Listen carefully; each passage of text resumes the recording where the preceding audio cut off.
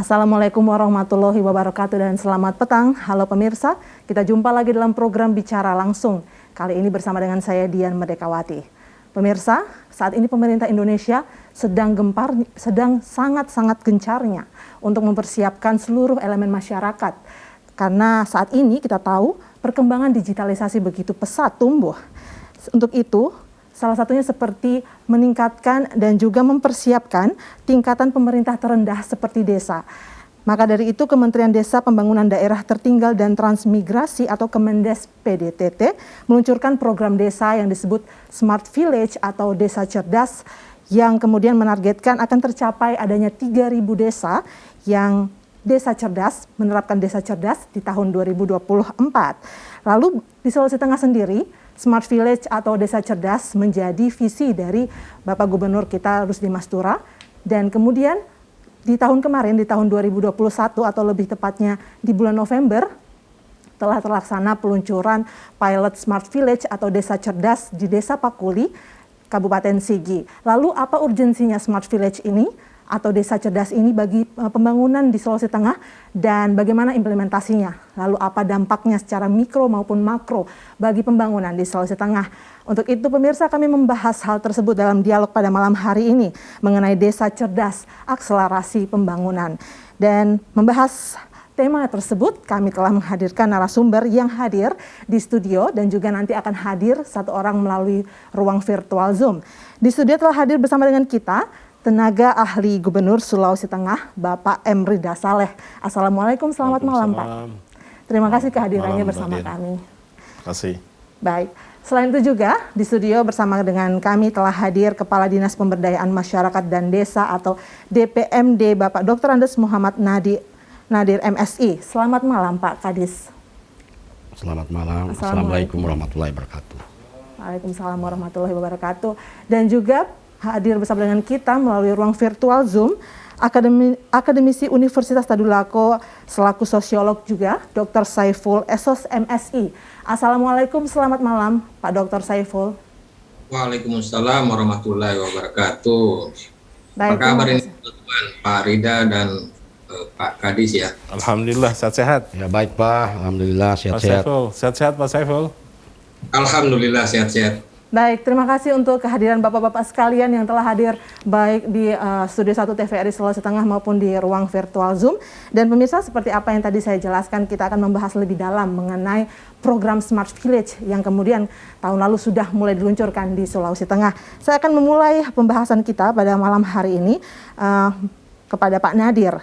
Pak Nadir, sebelum kita jauh membahas, mungkin di sini masyarakat itu masih belum terlalu sering mendengar istilah Desa Cerdas ini, Smart Village ini cenderung masih baru di telinga kita. Sebenarnya di sini dikatakan Desa Cerdas. Cerdas seperti apa yang dimaksudkan di sini?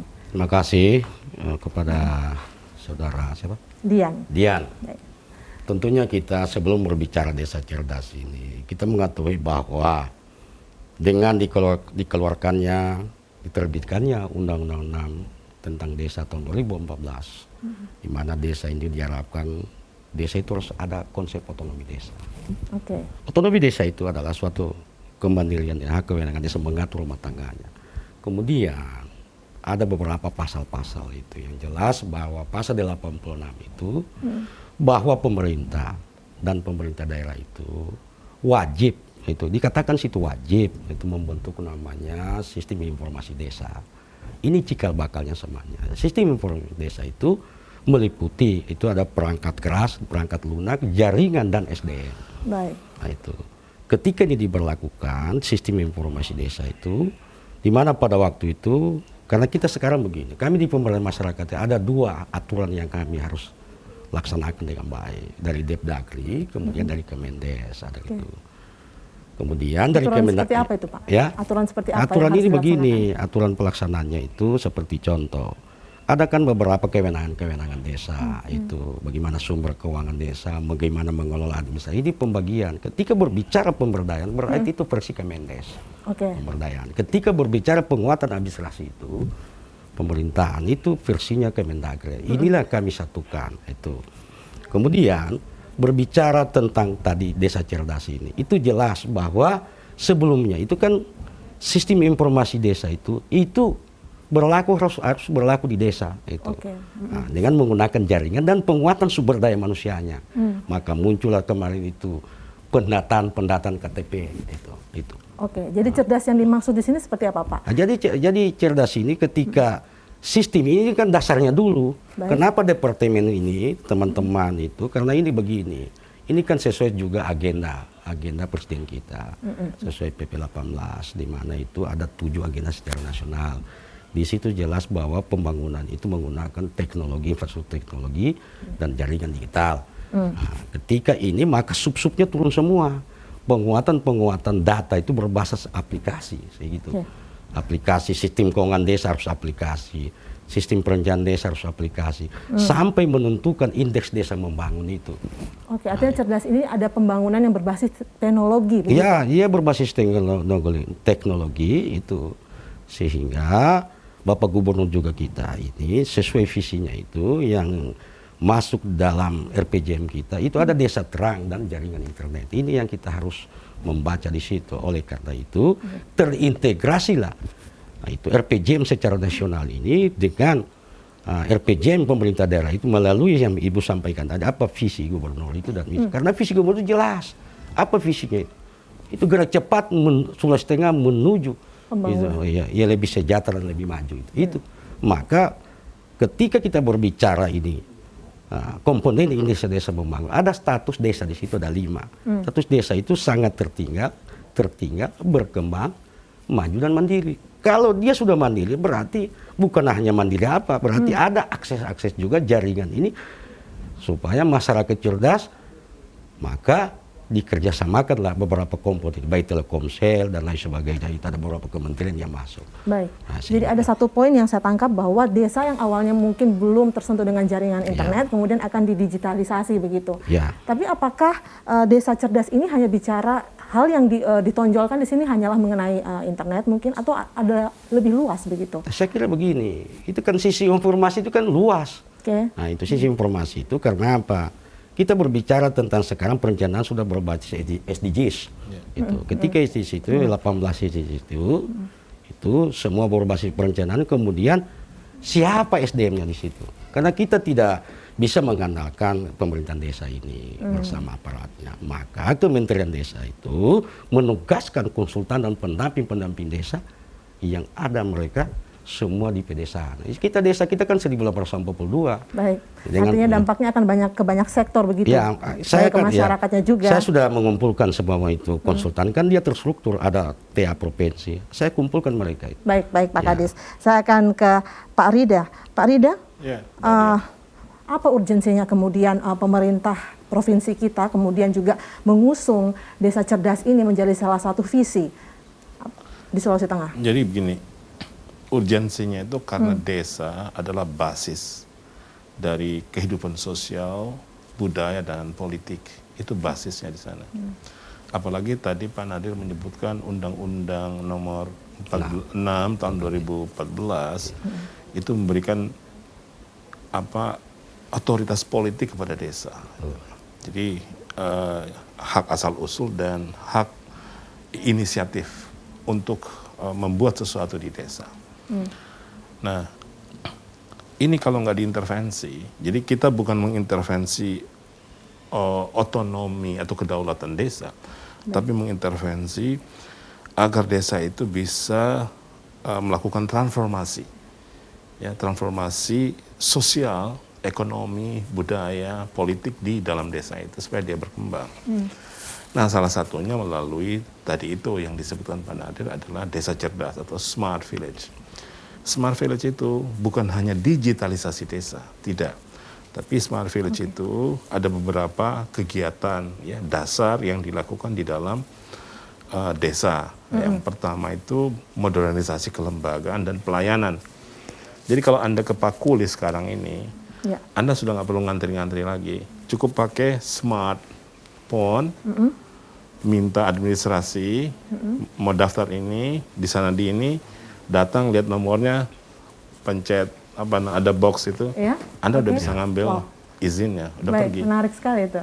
Itu di Kapakuli. Jadi kalau dibanding dengan kantor-kantor di kota, saya kira di sana lebih maju daripada kota. Oh ya, baik. Saya Itu menarik pasti, kalau ya, kami itu. akan mengunjungi ke sana ya. Itu satu. Yang kedua, sekarang di Pakuli dia udah punya platform. Ya. Jadi platform di smart, di HP, Ya, dia smartphone. udah ada di smartphone, ada itu. Dia punya e-commerce-nya, udah ada di sana itu. Jadi kalau petani yang pegang HP, kalau dia mau pesan kopi di warung dekat dia, dia cukup minta gini, diantarin kopi. Baik.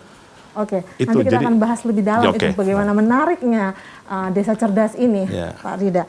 Kemudian saya akan kembali lagi ke Pak Kadis. Pak Kadis, berarti apa bedanya desa cerdas ini dengan program-program Bina Desa yang pernah ada?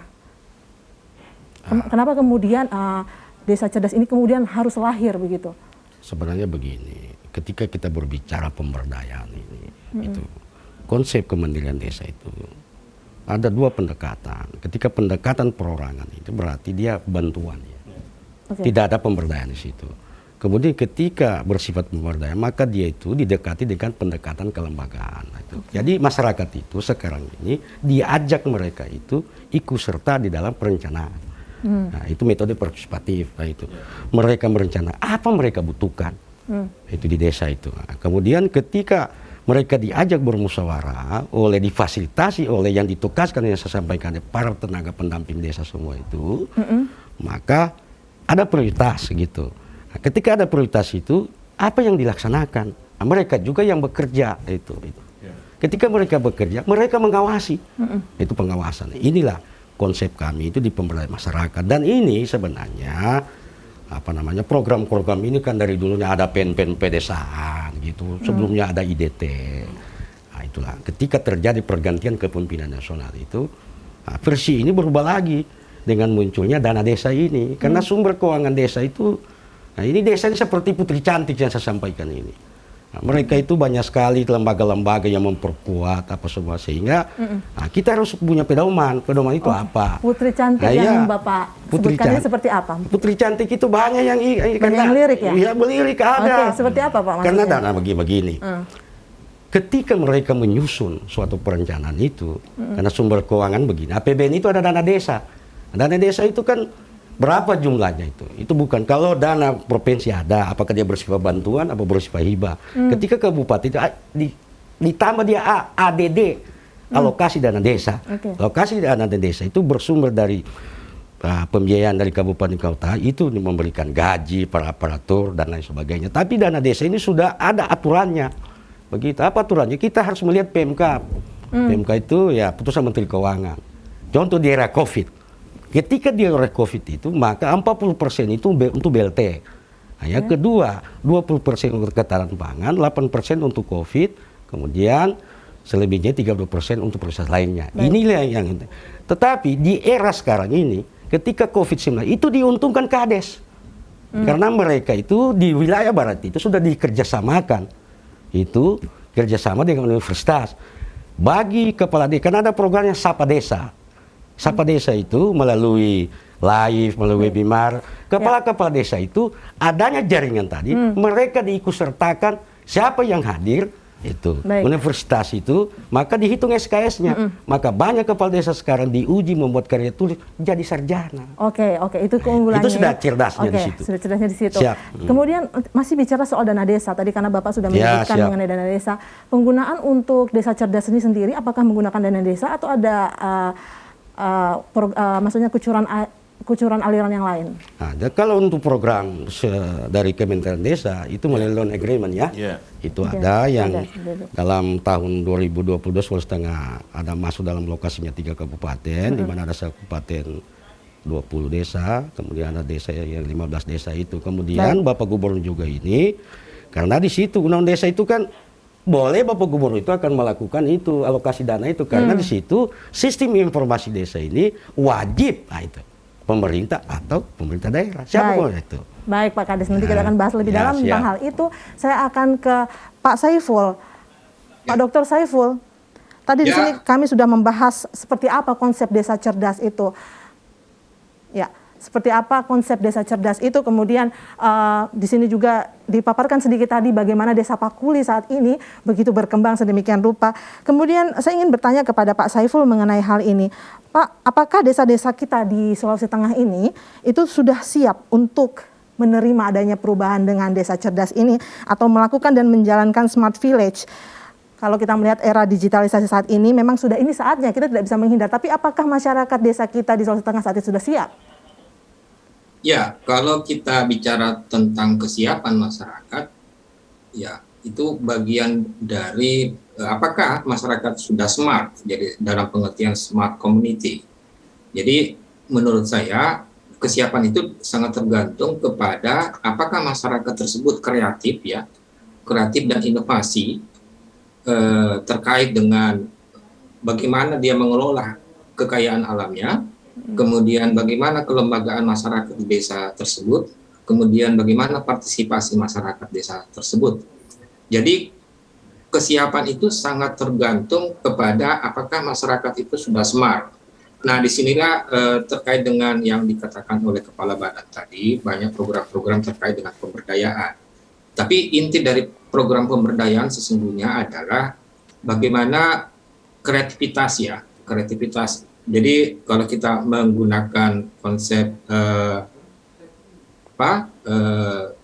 kata kunci daripada kemandirian ini adalah apakah masyarakat tersebut ya punya virus need for achievement ya, suka kepada tantangan ya. Jadi kata kuncinya di situ. Saya ingin katakan bahwa 1% saja, ya 1% saja dari jumlah komunitas yang punya virus need for achievement itu tanda atau kata kunci masyarakat sudah siap untuk mengarah kepada smart village. Jadi bukan hanya, jadi ada 3 hal ya, 3 hal yang penting diperhatikan dalam desa cerdas ini, government-nya, pemerintah desanya, masyarakatnya, dan lingkungannya. Dan saya ingin katakan secara sosiologis bahwa pola interaksi dari ketiga faktor utama itu, kalau dia bersinergi, maka dia akan melahirkan desa cerdas. Jadi masyarakatnya dulu harus cerdas dalam pengertian bisa mengelola kekayaan alam secara kreatif, kemudian pemerintahan desanya juga harus cerdas dalam pengertian bagaimana penyelenggaraan pembangunan itu berbasis teknologi, kemudian di lingkungan pedesaan juga, lingkungan pedesaan ini ada 2 hal ya, nilai-nilai adat, nilai-nilai lokal, dan kekayaan alam. Oke, jadi masyarakat harus cerdas supaya bisa menerima ini, begitu Pak Saiful? Ya, cerdas dalam pengertian minimal 1% itu punya virus need for achievement. Kalau tanpa itu saya kira akan susah ya untuk melihat kemajuan desa itu. Tetapi saya ingin katakan secara sosiologi, dikatakan desa cerdas ketika 3 yang saya sampaikan tadi, pemerintahnya, lingkungan desanya, dan komunitasnya itu terjalin sinergitas ya, yang berbasis teknologi informasi tentunya. Baik, Pak Dokter, apakah sudah melihat bahwa 1% dari masyarakat desa kita ini memiliki virus need for achievement tadi? Kalau menurut pandangan Pak Dokter secara umum. Kalau kita baca di berita di media, misalnya perencanaan yang disebutkan oleh Kepala Badan tadi, itu rata-rata hampir sama semua, copy paste semua. Ini artinya apa sih yang menonjol di desa itu? Tidak ada semacam ciri khas dari desa-desa itu kalau kita melihat perencanaan desanya. Itu artinya kita harus merefleksikan diri ya, bagaimana kita menciptakan tantangan ke masyarakat desa untuk melahirkan need for achievement itu, karena itu adalah hal yang utama di dalam kecerdasan masyarakat. Belum lagi di pemerintahnya ya. Satu contoh kecil saja, ini kan di pemerintah desa wajib mensiarkan ya ke Kementerian Desa terkait dengan program ADD-nya. Yang banyak tahu misalnya desa A, misalnya kita yang punya teknologi, tapi masyarakat desa tersebut tidak tahu. Saya pernah bincang-bincang, saya tanya di sini program ini waktu itu program pemberdayaan ya. Ada sekitar itu disebutkan di informasi Kementerian Desa. Saya tanya warga desanya sendiri tidak tahu.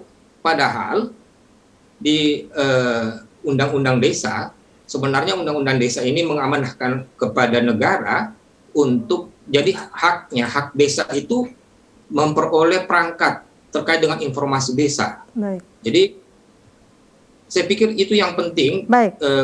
Baik, Pak Dokter, saya menangkap mengenai menciptakan tantangan bagi masyarakat desa. Saya akan meminta tanggapan dari kedua narasumber di studio, namun kita harus jeda dulu karena kita akan mendengarkan jeda pariwara berikut ini.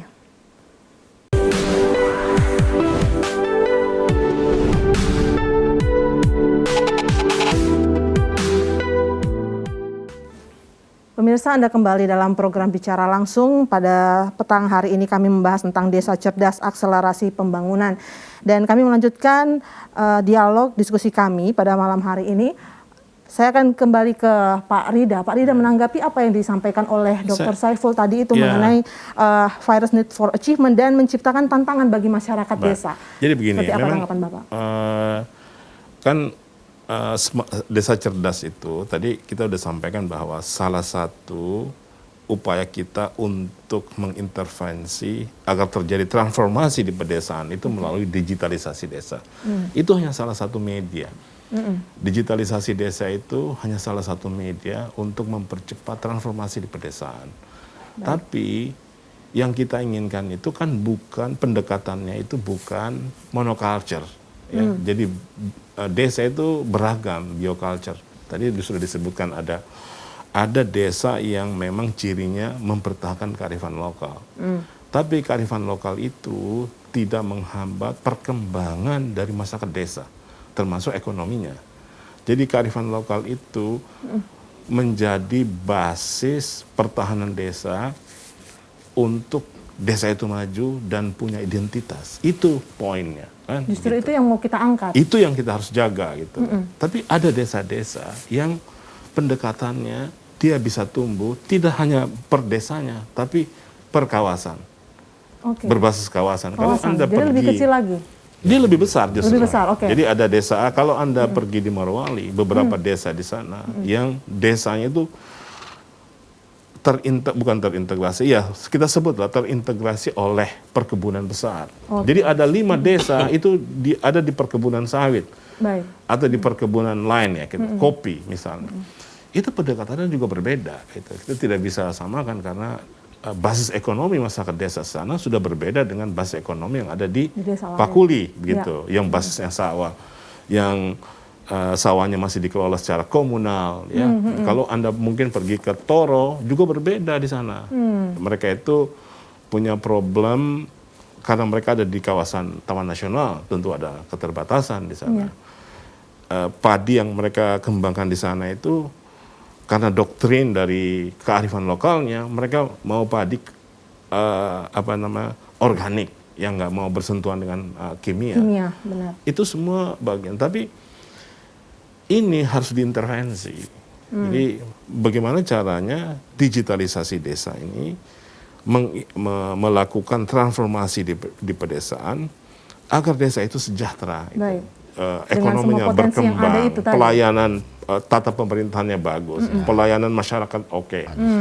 Kemudian dia mudah mengakses informasi gitu loh. Jadi tidak baik orang yang di luar maupun orang yang di dalam gitu. Jadi terjadi komunikasi antara luar dan desa atau nasional dan desa itu secara setara dan secara konstruktif gitu. Jadi tidak selama ini kan top down semua. Sekarang sudah nggak mungkin lagi gitu. Karena desa sudah kesadaran desa itu, masyarakat desa itu membuat mereka secara automatically resisten terhadap hal-hal yang menurut mereka rugi.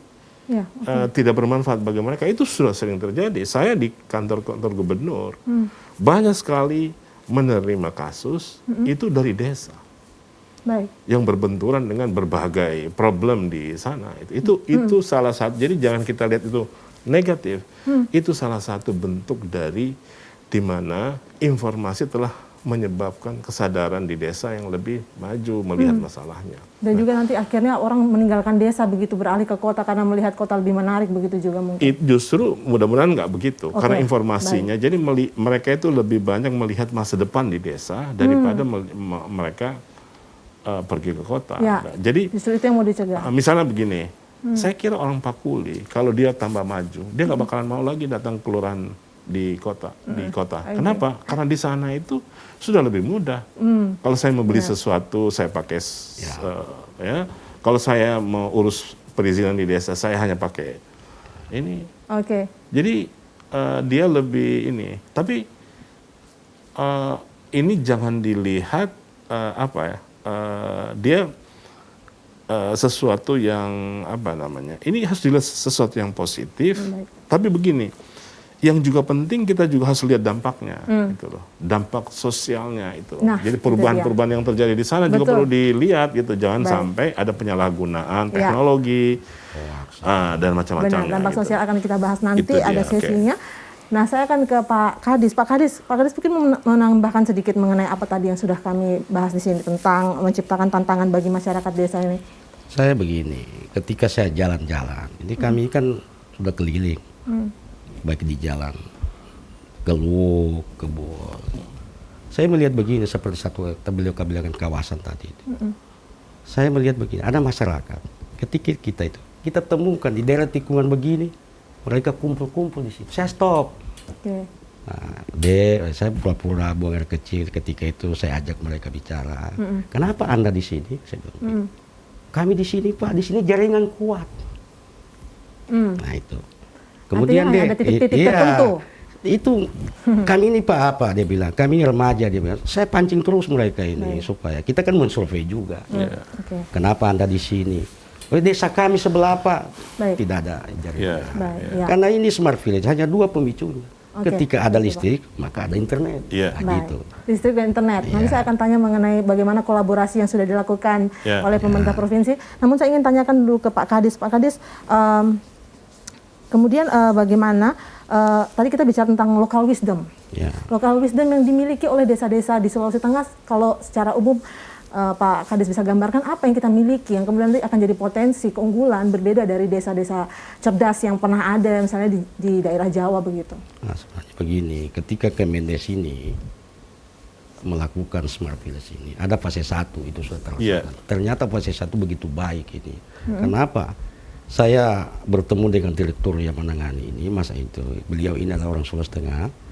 Itu saya tanya, Pak Manadir, dia bilang begitu. Saya tanyakan tentang kegiatan-kegiatan yang ada di desa melalui pemberdayaan masyarakat, program-program Kemendes. Dia sampaikan, saya kontrol di sini semua pendamping desa seluruh Indonesia. Itu satu kelebihannya itu. Nah, itu saya kontrol tugas-tugas semua ini.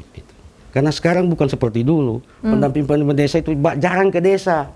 Mereka itu melakukan ini tidak diketahui apa sudah tanda tangan semua kerjasama dengan kepala desa yang penting ya selesai semua tugas. Padahal mereka ini tidak memberdayakan itu.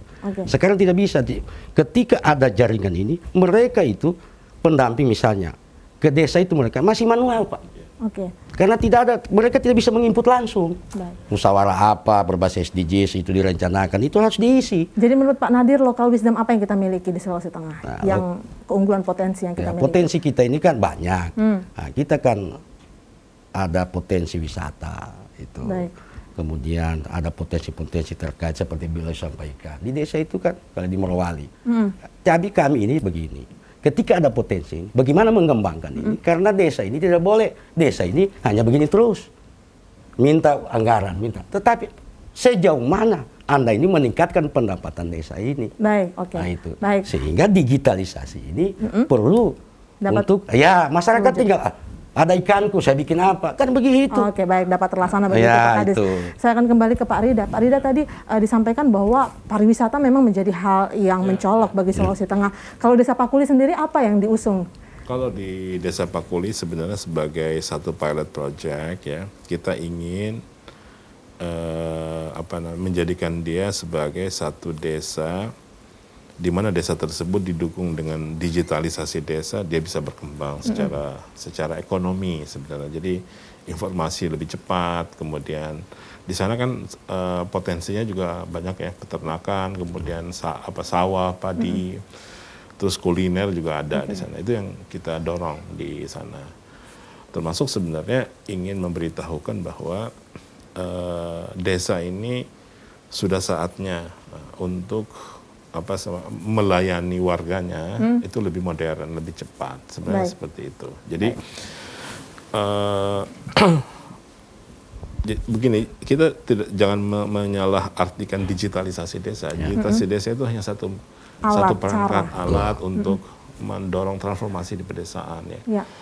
Yaitu untuk ekonomi, bagaimana ekonomi itu intinya kesejahteraan di desa. Desa bisa otonom.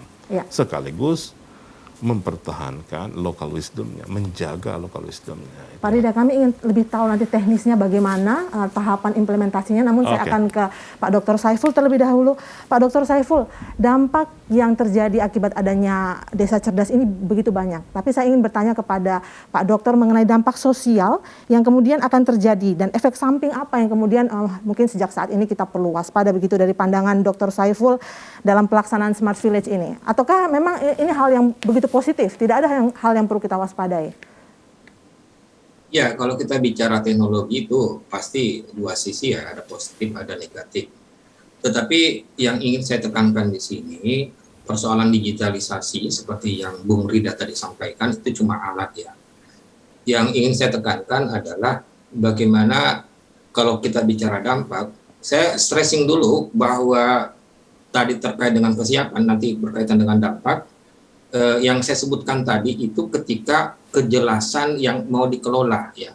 Dalam program pemberdayaan kan biasa orang mengatakan bahwa siapkan alatnya, jangan kasih uang, tapi siapkan alat. Tapi masalahnya sekarang adalah persoalan utama ya yang dihadapi masyarakat adalah persoalan tanah yang mau dikelola. Hasil-hasil riset saya di 3 kabupaten, di Tojo Una, Sigi, kemudian di Parigi Motong, persoalan yang paling penting di situ adalah tanah. Di kecamatan Ampana Kota bahkan itu lebih dari 75% masyarakat tidak punya tanah. Nah, itu persoalan penting. Tadi saya bicara kreativitas terkait dengan kesiapan. Tetapi apa yang mau dikreativitaskan kalau tanahnya tidak ada? Jadi itu persoalan utama. Nah, sekarang kalau kita bicara dampak, ya, itu salah satu dampak kenapa masyarakat tidak punya tanah, karena persoalan teknologi, apalagi pendidikan ya, butuh teknologi ya, itu anak-anaknya butuh itu.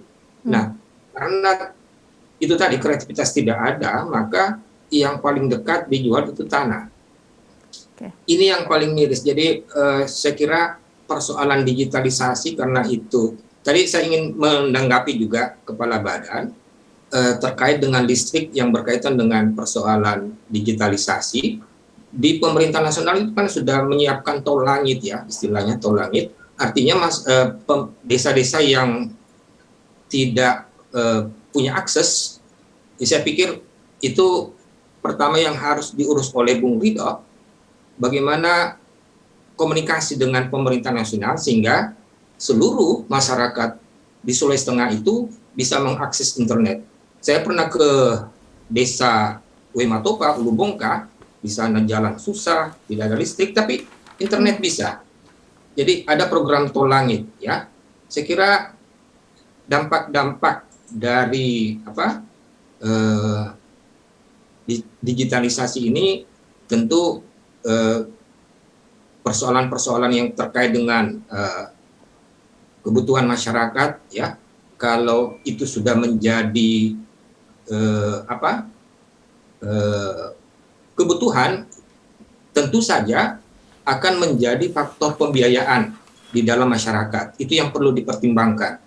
Yang ingin saya mau tegaskan adalah cukup 1% ya di masyarakat itu yang menguasai teknologi yang harapannya menurut Bung Ridho tadi untuk kesejahteraan masyarakat difungsikan seperti itu, diarahkan seperti itu sehingga dampak-dampak negatif itu bisa diminimalkan gitu. Maksudnya 1% ini kemudian akan menularkan ke masyarakat yang lain begitu? Enggak, maksud saya 1% ini yang kemudian memviruskan, 1% yang menguasai teknologi juga itu yang akan bagaimana membangun jaringan bisnis desa. Ya.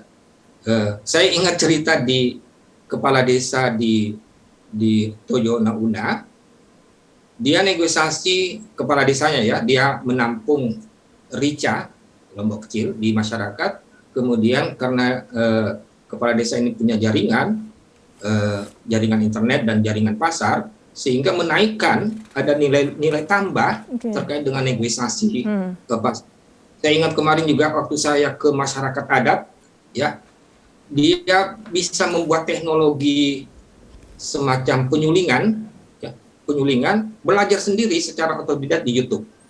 Ini masyarakat adat yang tidak pernah, yang tidak tahu baca tulis, tetapi bisa membuat alat-alat seperti itu hanya belajar di YouTube. Saya kira ya itu yang positifnya.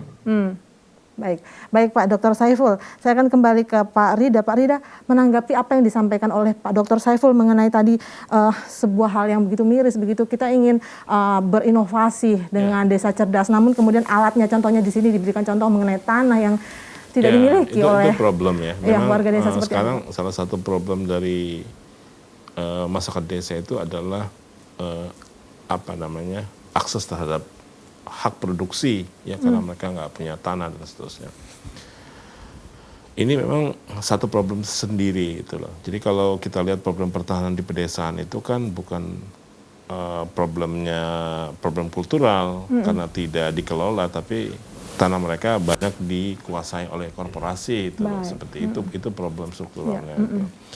Tapi memang kalau kita ingin mempercepat pembangunan di pedesaan itu ya, sekarang tidak ada pilihannya, desa itu harus digital, karena itu akan mempermudah akses masyarakat desa terhadap informasi, komunikasi dan seterusnya. Misalnya begini, waktu kami di Sigi di Pakuli launching Smart Village itu, kami bisa berdiskusi, Pak Gubernur itu bisa berkomunikasi dengan kurang lebih 500 desa di Sulawesi Tengah. Dalam pertemuan itu? Dalam pertemuan itu. Oke, seperti apa itu? Dihadiri oleh menteri. Dirjennya waktu itu, ada beberapa pihak. Melalui apa? Melalui Zoom. Dia bisa berkomunikasi dengan desa-desa yang di luar. Nah, sekarang ada perkembangan menarik. Mungkin saya belum tahu persis datanya, mungkin Pak Kadis bisa menyampaikan dari 1000 sekian desa itu sudah berapa sih yang terakses. Ya, betul. Tapi kan begini, akses jaringan itu yang sekarang diprogramkan oleh PMD ini, oleh gubernur kita ini adalah jaringan yang stabil itu loh. Jadi stabil, betul-betul stabil. Jadi nggak turun, dia stabil. Makanya kita bekerja sama dengan satu anak perusahaan PLN dan vendor-vendor yang lain untuk menstabilkan jaringan ini itu. Kenapa? Tadi sudah disebutkan, informasi pertanian, informasi apapun bisa mereka belajar secara mandiri. Baik, gitu. baik, Pak Rida. Itu salah satu upaya untuk mendorong transformasi di pedesaan itu. Baik Pak Rida, saya ingin mengkonfirmasi mengenai data desa dari kurang lebih 1.840 desa di Sulawesi Tengah. Sudah berapakah desa, atau memang baru dimulai dari Pakuli ini? Atau kedepannya bagaimana perencanaannya Pak Kadis? Jadi begini, ketika saya melakukan pendataan ini, tentunya saya berkoordinasi dengan konsultan. Mereka ini kan pelaku di desa, ada teman-teman kami pendamping desa ini. Data itu segini, jumlah data itu begini. Dari 1842, akses internet itu ada 992 desa. Ini. Sudah ada 992 desa yang memiliki akses internet? Akses itu. Baik. Ada. Yang pun tidak ada 850 desa. Belum. Ini data ini, karena mereka ini pelaku, Pak. Baik. Mereka bekerja di desa itu, ketika tidak ada internet, mereka kerja manual. Ketika manual ini mereka input di tempat ada internet. Nah, saya masuk di Pemda, saya bilang coba kumpul itu, karena saya akan melaporkan sama Bapak Gubernur. Baik, Pak Kadis, Ini kita artinya intervensi ini. Ya, ke depan apa yang mau dilakukan dengan kurang lebih 800 desa yang belum memiliki akses internet ini? Jadi ini Pak Gubernur ini tentunya ini karena ada juga program secara nasional dari Kemendes, kemudian tahun ini insya Allah ya ABT kami ada. Ini sementara kita proses karena kita memperkuat juga, ada membentuk tim. Kemudian ketika tim ini kita perkuat juga desanya, itu insya Allah ada. Jadi ini masih artinya proyek dulu. Nah, ketika tahun depan lagi, nah, nanti kita dengar dari Bapak Gubernur, mungkin beliau menyampaikan boleh 100 desa lagi gitu. Bertahap lah. Seperti juga di pusat. Pusat itu tahun ini kan 3.000 seperti disampaikan tadi itu. Tapi kan goalnya di tahun 2024. Ya sampai 2024. Nah, kita melihat dulu bagaimana actionnya di lapangan. Karena ini kita perkuat betul ini. Karena dari sisi apanya, dari konsep pemberdayaan yang ada. Benar. Sehingga Karena itu. Pak Gubernur sendiri menyampaikan bahwa ada target kurang lebih 1.000 desa yang ingin didigitalisasi begitu. Kemudian nanti bagaimana percepatannya itu untuk bisa ke situ. Tapi saya ingin membahas mengenai kurang lebih 900 desa yang sudah memiliki akses internet. 992. Kemudian apakah desa yang memiliki akses internet ini kemudian ke depannya akan ada kemungkinan menjadi desa cerdas itu, ataukah ada persyaratan tertentu? Tidak Jadi semua. kita ini kan kami ditugaskan ini oleh Kemendes ini karena kami berbasis kinerja. Kinerja kami di PMD itu salah satunya indeks desa membangun. Nah, indeks membangun ada statusnya. Jadi sekarang ini data ini dari 1840 data 2021 itu kita sangat tertinggal 26. Kemudian yang maju itu yang mandiri 19. Ini data 2022 itu sudah mulai ada loncatan-loncatan daripada ketika mandiri tadi hanya 19 ini baru 500 desa sudah masuk 24, maju sudah meningkat semua. Nah, berarti visi Bapak Gubernur ini ketika visi gerak cepat menuju itu desa sejahtera maju itu agak sinkron.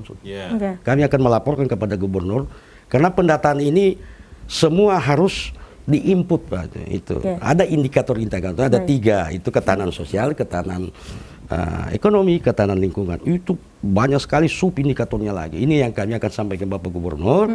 Nah itu kemandirian desa salah satu digitalisasi desa itu. Biar kamu biar indikatornya ini sudah ada, ini sudah ada. Kalau tidak ada internet nggak bisa mandiri. Artinya internet indikator dasar yang minimal harus ada begitu ya. Karena kita menuju itu 4,0. Iya. Oke, baik. Saya kembali ke Pak Rida. Pak Rida, bagaimana tahapan implementasi kepada sebuah desa yang kemudian nanti akan digitalisasi? Tahapannya bagaimana, Pak? Kan begini, Pak. Saya sudah berdiskusi dengan OPD terkait, ya, termasuk Pak Nadir, atas arahan Gubernur, ya, berkaitan dengan percepatan digitalisasi desa atau smart village ini. Nah, ke depan ini kita akan Gubernur minta 20 dulu. 20 desa ya, Pak Nadir, 20 desa. Karena ke depan itu ada program Kementerian Desa, kebetulan ya mudah-mudahan di Sulawesi Tengah itu ada banyak desa yang akan menjadi program digitalisasi desa ini. Itu tahap itu yang diprogramkan. Nah, untuk pemberdayaan, penguatan kelembagaan dan apalagi satu nanti Pak Nadir bisa jelaskan, itu nanti adalah nomenklatur yang akan dikerjakan oleh PMD. Tapi kalau untuk perangkat digitalnya itu nanti ada Dinas Infokom. Iya, informasi. Jadi poinnya program Smart Village ini harus dikerjakan secara integratif. Dia tidak bisa sektoral saja itu. Jadi dia harus ada PMD, Infokom, ada pertanian, ada ini itu. Sesuai dengan kebutuhan gitu loh. Melibatkan banyak sektor begitu, sektor Pak Rida. gitu loh. Baik, jadi itu yang sebenarnya poin yang baik, Pak Rida. Saya akan kembali ke Pak Dr. Saiful. Pak Dr. Saiful, kalau bicara soal pemberdayaan itu artinya ujungnya kita mau ada kemandirian. Bagaimana kemudian apa yang dicanangkan saat ini, apa yang direncanakan ini kemudian dapat terus dilakukan secara kontinu, mandiri, dan kemudian berkelanjutan untuk pertumbuhan desa di Sulawesi Tengah ini? Baik, jadi kalau data IDN kita 2021 itu yang sangat tertinggal masih ada 26 desa, yang tertinggal 355. Mudah-mudahan program Gubernur ini bisa meningkat lagi ya. Baik. Kalau kita maju tadi ada 19, mandiri sudah 346 ya. Jadi Terkait dengan hal tersebut, saya ingin katakan tadi sudah saya menjelaskan 3 pilar tersebut. Tinggal bagaimana kecerdasan relasinya ya, antara pemerintah desa dan masyarakat desa misalnya. Kalau dulu misalnya terkait dengan persoalan tanah, bagaimana ini kita bicara masa dulu ya, seperti yang Bu Muri sampaikan, banyak justru pemerintah desa itu mempromosikan bagaimana masyarakat desa menjual tanahnya. Saya pikir ini yang harus dibangun, membalikkan bagaimana pemerintah desa meyakinkan bahwa tanah itu penting, kelola secara kreatif. Itu yang pertama, relasi antara masyarakat dan pemerintah. Masyarakat. Baik. Kalau ujungnya konflik itu artinya tidak smart. Kemudian relasi antara pemerintah dengan lingkungan ya. Jadi kalau arah kebijakan pemerintah desa itu basisnya kepada nilai-nilai lokal dan pelestarian lingkungan, itu akan melahirkan kecerdasan, termasuk relasi masyarakat itu sendiri dengan lingkungan, bagaimana kekayaan alam itu bisa dikembangkan. Baik, relasi menjadi poin itu Pak ya, agar dapat terwujud secara berkelanjutan. Namun sayang sekali waktu kita dibatasi begitu Pak Dr. Saiful. Mungkin saya ingin langsung ke poin penting yang ingin Pak Dokter sampaikan sebagai closing statement pada malam hari ini. 1 menit saja Pak Dokter. Waktu kita sangat terbatas. Ya, jadi hal penting yang pertama tanah. Saya pikir Pak Rida Saleh itu tanggung jawab Anda sebagai yang harus penting dilakukan. Yang kedua, bagaimana memanfaatkan nilai tanah itu sehingga masyarakat meyakinkan bahwa dengan teknologi pertanian atau teknologi informasi bisa membuat nilai tambah terhadap tanah tersebut sehingga itu bisa terus. Baik, oke. Mengenai tanah ini menjadi konsentrasi poin yang diangkat oleh Pak Dr. Saiful pada malam hari ini. Saya mengucapkan terima kasih untuk Pak Dr. Saiful SOS MSI selaku akademisi Universitas Tadulako yang sudah bergabung bersama dengan kita pada malam hari ini. Terima kasih Pak, sukses selalu bagi Anda dalam kegiatan akademiknya setiap hari mengajar begitu. Dan saya akan kembali ke narasumber. Mungkin kita ada waktu yang sangat-sangat mepet begitu, tapi closing statement, poin penting yang ingin Bapak-bapak sampaikan. 1 menit saja Pak. Smart Village ini butuh dukungan politik dan dukungan sosial ya. Jadi kita berharap semua pihak mendukung karena program Smart Village ini didedikasi, gubernur ingin mendedikasikan ya pikirannya agar desa itu bisa tumbuh berkembang untuk kesejahteraan desa. Dan juga akan membantu ketahanan daerah kita. Baik, itu yang menjadi poin dari Pak Rida Saleh. Dan saya akan ke Pak Kadis. Pak Kadis, apa yang menjadi poin penting Bapak? Sangat singkat Pak, waktu kita sudah sangat terbatas. Saya ingin sekali semua desa di Sulawesi Tengah ini, selain ini Smart Village kita kembangkan, tetapi pemerintah desa itu kita mengajak pemerintah bagaimana dia mandiri. Ketika kemandirian desa diajak sekarang ini bagaimana meningkatkan pendapatan desanya melalui inovasi, maka dukungan digitalisasi penting sekali. Baik, itu yang menjadi poin dari Pak Kadis. Kita berharap agar dengan adanya desa cerdas ini berbasis digital dapat mendorong dan mewujudkan optimalisasi potensi desa dan juga kemudian membangun kesejahteraan Provinsi Sulawesi Tengah. Saya Dian Merdekawati dan saya mengucapkan terima kasih untuk ketiga narasumber kami yang hadir di studio maupun di ruang virtual Zoom. Ada Bapak Rida Saleh selaku tenaga ahli Gubernur Sulawesi Tengah, ada Pak Kadis Dr. Muhammad Nadir MSI selaku Kepala DPMD maksud saya. Kemudian juga tadi ada Dr. Saiful selaku akademisi Universitas Tadulako. Dan terima kasih Anda masih bersama dengan kami. Kita jumpa lagi dalam program Bicara Langsung lainnya. Sampai jumpa.